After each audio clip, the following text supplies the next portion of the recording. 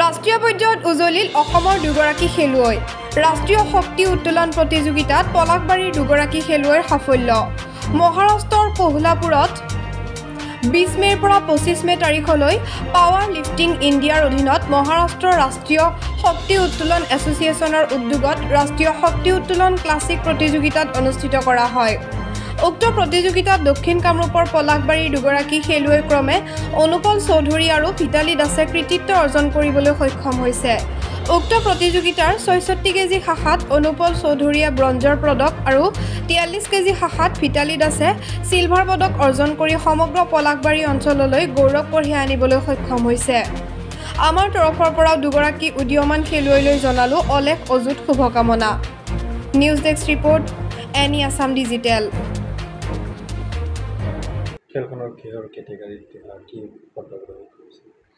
মই 43 কেজি কেটেগৰীত খেলিছিলোঁ আৰু তাত মই বেঞ্চত চিলভাৰ মেডেল পাইছোঁ।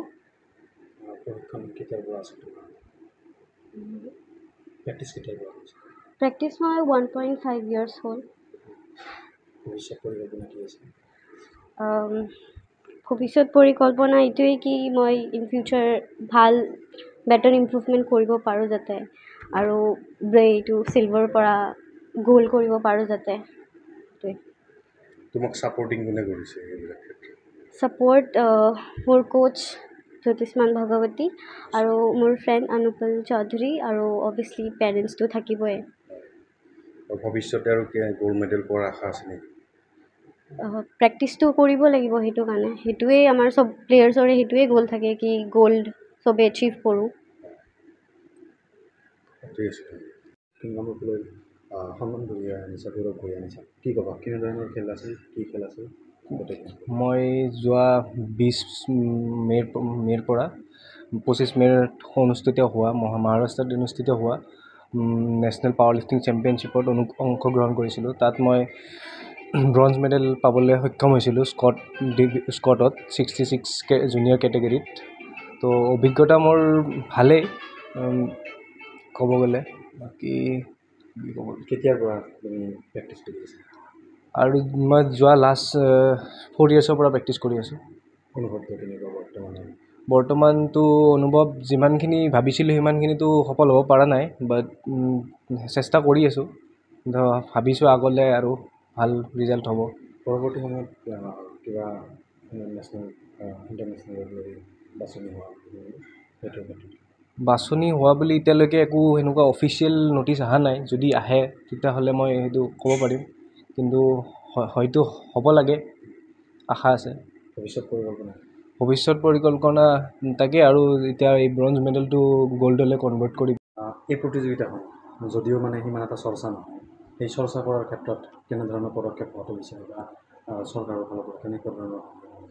এতিয়া পাৱাৰ লিফটিং খেলখন আমাৰ অসমীয়াত যদি কোৱা যায় শক্তি উত্তোলন প্ৰতিযোগিতা বুলি কোৱা যায়। আৰু এইখন খেল আমাৰ অসমত প্ৰায় 52 বছৰ ধৰি পেলাই চলি আছে, কিন্তু বিশেষ অঞ্চলত ইয়াৰ চৰ্চাটো কম। সেইবাবে আমাৰ নিচিনা উঠি অহা যুৱককেইজনে অলপমান পদক্ষেপ লৈ পেলাই আমি এইখন খেলৰ চৰ্চা আমি কৰিবলৈ চেষ্টা কৰি আছোঁ। আৰু লগতে চৰকাৰৰ ফালৰ পৰাও আমি বিশেষভাৱে সহযোগিতা নাপালেও, কিন্তু তেওঁলোকক যেতিয়া আমি আগবাঢ়ি যাওঁ তেওঁলোকে আমাক সহযোগিতা কৰা আমি দেখা পাওঁ। আৰু কথাটো এনেকুৱা যে অকল আমাৰ ইয়াতে এজন দুজনে নেশ্যনেল প্লেয়াৰ নাই, আমাৰ বহুত কেইজন নেশ্যনেল প্লেয়াৰ ওলাইছে এতিয়ালৈ। বিগত 4-5 বছৰত বিভিন্ন কেইজন প্লেয়াৰ আমাৰ ওলাইছে।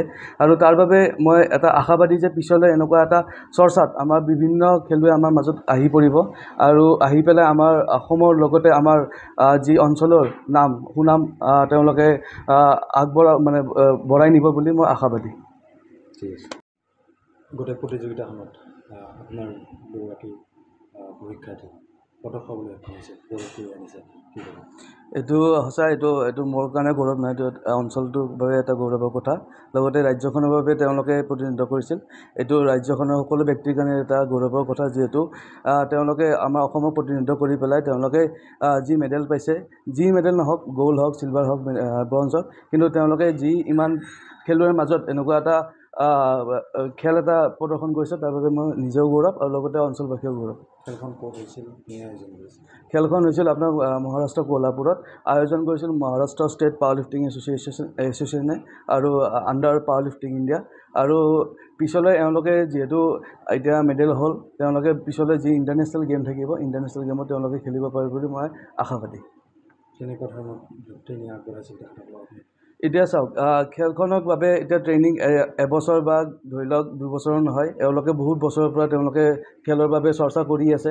আৰু এতিয়া ধৰি লওক এওঁলোকে এই বছৰে নেশ্যনেল খেলা নাই, তেওঁলোকে আগতেও তেওঁলোকে নেশ্যনেল খেলিছে, কিন্তু এইবাৰ তেওঁলোকে এনেকৈ পদক পাবলৈ সক্ষম হৈছে।